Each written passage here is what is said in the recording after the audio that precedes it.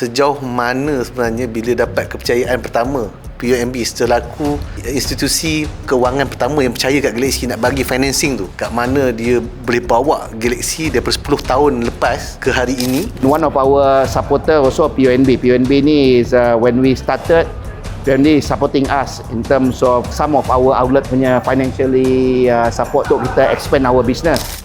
Saya tak malu cakap sampai saya balik ke rumah, jumpa mak saya pinjam duit, dia keluarkan duit tabung haji untuk mulakan bisnes. Tapi alhamdulillah masa tu juga nak pergi ke bank lain tak boleh. Kami memohon pembiayaan daripada PUMB. Masa itulah PUMB membantu kami.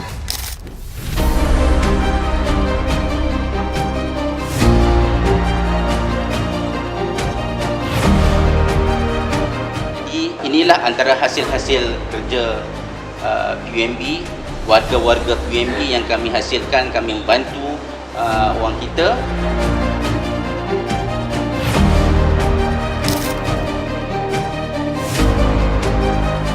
Yang kita panggil sebagai outcome, kan, kami bantu usahawan, usahawan membantu yang lain. Dan akhirnya secara amnya ialah membantu dari segi KDNK Malaysia itu sendiri.